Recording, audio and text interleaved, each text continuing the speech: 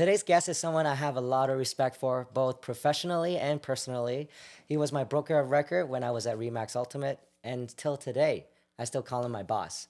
But most importantly, he has been my mentor to me throughout my career, and he is currently the broker of record, the broker owner of Remax Ultimate and Remax Condo Plus, overseeing multiple offices and hundreds of agents across the GTA. He also served as the president of TREP, later as the director at CREA, and many of you have likely seen him on Global TV, CP24, and News Talk 1010, discussing real estate, housing policies, and developments within our industry. What I personally appreciate is that even after I left the brokerage to start Avenue Group Realty, he has continued to be very supportive and generous with his time and always willing to share his knowledge and perspective. So today's conversation is not just about the market, it's about leadership, mentorship, and what it really takes to build a lasting career in real estate. Please welcome Tim Syrianos. So Tim, let me ask you, you've worked with thousands of agents throughout your career. What do you think new agents misunderstand most about building a real estate career? Well, it's been 37 years actually that I've been in this business. And as a broker owner, it's been over 20. Yeah. I've seen agents come into the business with a lot of misunderstanding of what this business really is. And I've always said that one of the biggest mistakes is thinking that you're selling. Selling is not what real estate is. I believe that a home or a property sells itself, but people need to be guided. Right. They need to listen, acknowledge the emotions. They need to transfer that wealth of knowledge that you have as a realtor, as a professional. Be more of I don't want to use the word consultant, but you need to be somebody who sits down and realizes that this is a big move, it's a big purchase, Right. and answer all the questions in advance of them being even asked of you. I agree. I totally agree on that. So from the consumer side, what do you think buyers and sellers misunderstands most about how real estate process actually works? Well, the biggest misunderstanding that buyers and sellers have with the real estate process is that they think it can be done online with a few clicks.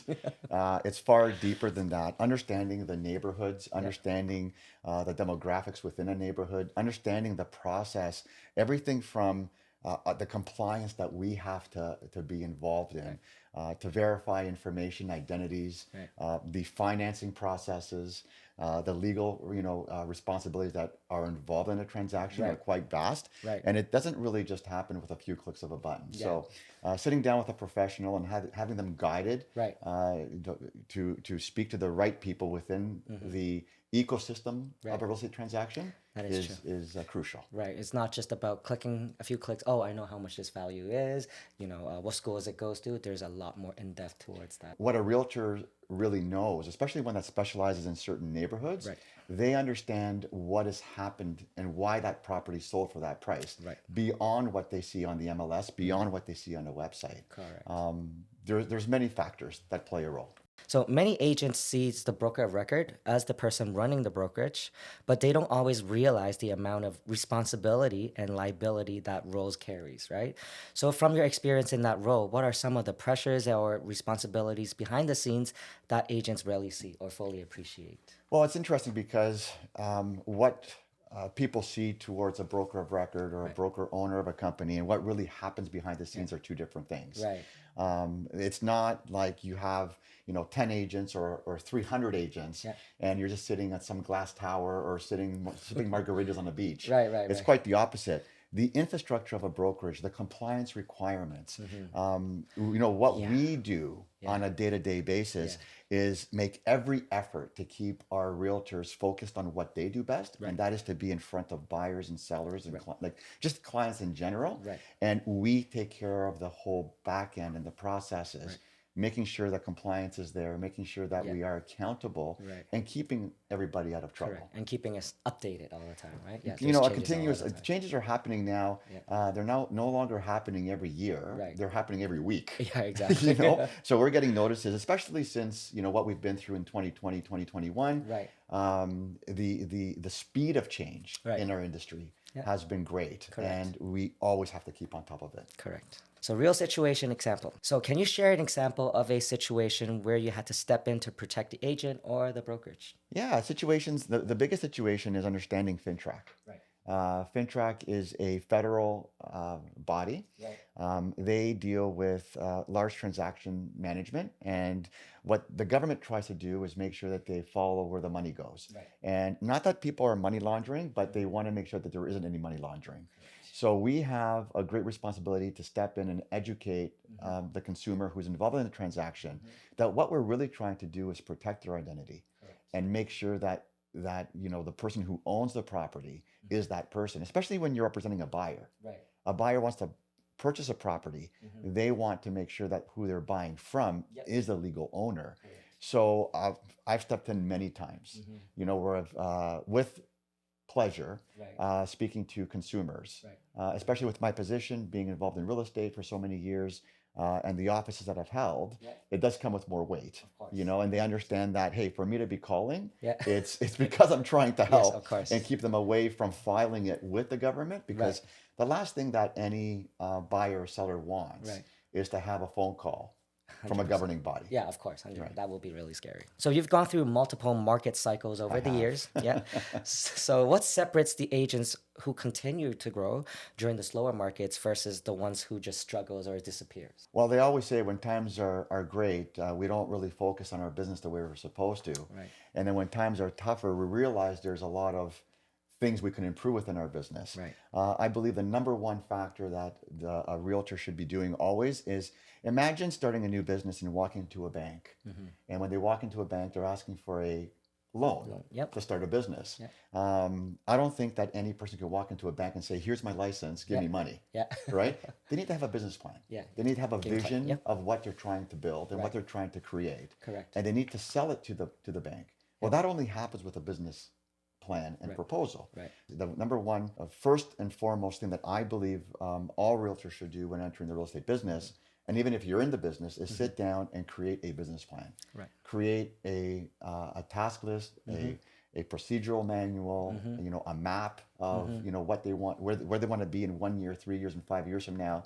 Set that guide because that's going to be your guiding principle. That is true. I see it. There's a lot of realtors. They actually don't really have a game plan. They just wake up and they try to execute whatever leads that comes through or their existing clients. They don't try to plan ahead and plant their seeds or try to get like a consistent pipeline. Yes. There's no planning involved. Well, I mean, as a broker owner, I mean, would you want to be a realtor working with a certain broker owner who has no business plan? No, of course not. Who just wakes up every day and does whatever he wants 100%. or she wants? No. Absolutely. So, I mean, that's the kind of thing that we need to impress on everybody else. If you want to have a successful business, you need to have a business plan. Correct. And, all these cycles that we've gone through, the one thing that I've definitely noticed in the successful ones that persevere are the ones that are not actively trying to sell anything. They're educating, they're informing, and they're guiding. Right. And by having a business plan and having that guiding principle within your business plan, people feel it. People know that you're not in it for a transaction, but you're in it to guide them. Right? Listen, we have agents in our brokerage that used to be my clients 25 years ago. Okay. So they were my clients. I became a broker owner. They interviewed with me and said, you helped me rent my first property, buy my first property, buy my first investment property, and now you're the broker owner. I want to become a realtor. Could you guide me in what I need to do? So I helped them. They got their license, and now they're with us as realtors. That's an amazing journey.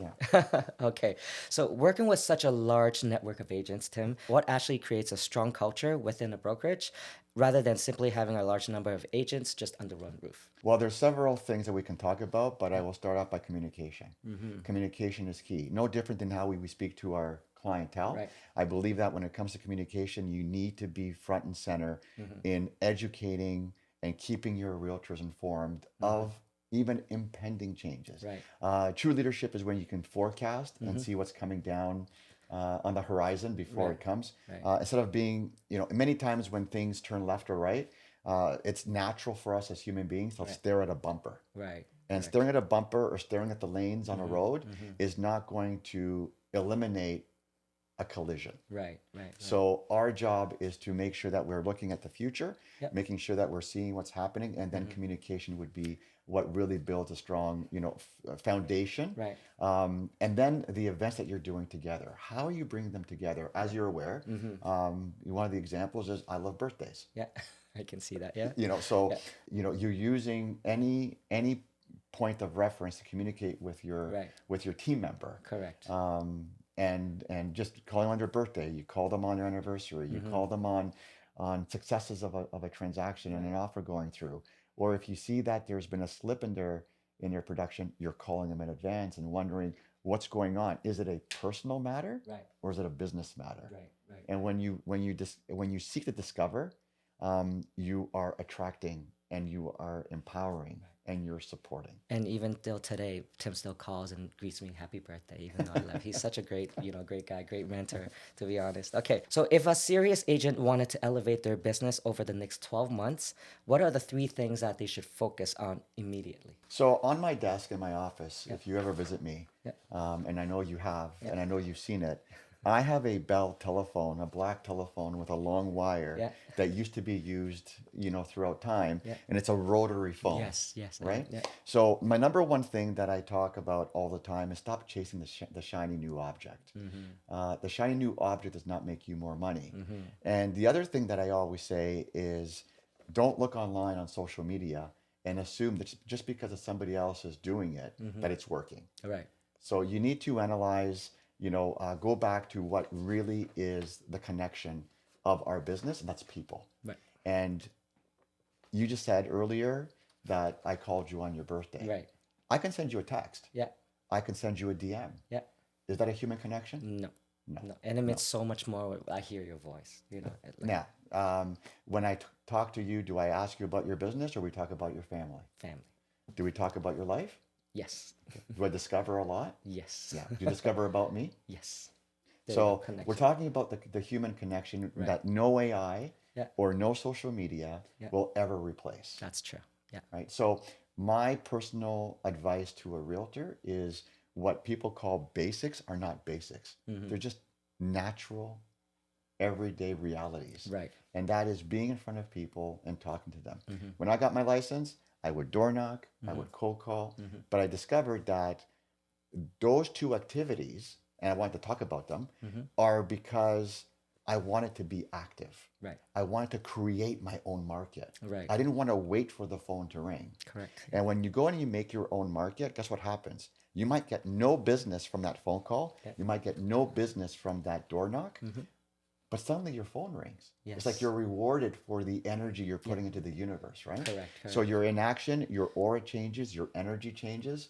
You feel more relaxed because you're in action, and you're talking to people, and just your natural abilities come out. Like your natural, Sharpening your sword little by little. yeah. And then by speaking to people every day, you just said sharpening your sword. You're absolutely right. What's not working, you correct. Correct. But if you don't try something, you don't know if it's not going to work. Right. So some people call it basics and old school. Yeah. It's not old school. Yeah. It's just human touch. Correct. So you've served in leadership at both, Trap and Korea. What's one leadership lesson that you learned the hard way that shaped you the way you are to lead today? Well, the hard way is when you're at any level of organized real estate, it is a form of politics. Okay. And, winning the room and making sure that you're there with a purpose of giving back. And it's not self-serving. Not that I was ever self-serving. I'm just reading the room and making sure that every decision you make is in the best interest of the organization and of the industry as a whole, even above the organization. Being in those roles is not easy. Right. You're dealing with a lot of political figures at different levels of government, Right. and you're always trying to raise that industry flag, and it's not easy because the hardest lesson I've ever had was walking into a room, and I'm not trying to dump on any single politician. Right. But understanding how the process works is what was the biggest lesson. Yeah. You walk in there, you state your case, you shake hands, you agree that it has to be done. Yeah. And then a month later discover that it's not being done Oh my God. because of other pressures that exist. Right. There's a lot of different governing bodies and groups that also have asks. Right. And it's a hard balancing act. And that's Yep. why I wanted to say that I'm not dumping on anybody. Right. But I understand it's very hard when you think you have a win and you discover you don't have a win. I understand that. It must be a really tough position. It is a tough Yeah. position, but I wouldn't replace it for the world. Yeah. Of course. Because I've learned so much and I met such great people who do give back. Right. And for those that ever want to make a difference, I recommend they get involved. Right. It's a great thing. Okay. Last question, Tim. So you've been a mentor to me throughout my career, and you were also my broker of record when I started. Now that I've stepped into this role myself, what advice would you give me going forward? Well, the advice is that I've really enjoyed the journey together. And when you remember, you came to me and you told me your plan. Yeah. My comment to you was, don't misunderstand me, Yeah. right? Right. Correct. Anything that I would say Yes. that would not be in support of you would be self-serving. Right. My job and my goal is to help you in your journey. Right. So And I'm you still always, do it today. I'm going to be there for you regardless. And as I am for all our realtors, I believe everybody has a journey Yeah. that they want to fulfill. And I believe true leadership is when you help your agents fulfill their dreams. Correct. No different than the way we help our clients fulfill their dreams. Right. So my advice to you is to continue to focus on your agent's goals Yep. and continue to focus on what their dreams are, what their goals are, irregardless of what it means to your business. Right. Right. Right? I always say that we need to always focus on the other person. Correct. You've been doing a great job of it. Thank you. And that's the advice I would give you. Okay. Thank you, Tim. You've been such an inspiration to me, and Thank thank you. you for being my mentor. Thank you for your time today. Really, truly appreciate it. It's my pleasure. Yeah. Thank you. It's mutual feelings. Thank you, boss. Yeah.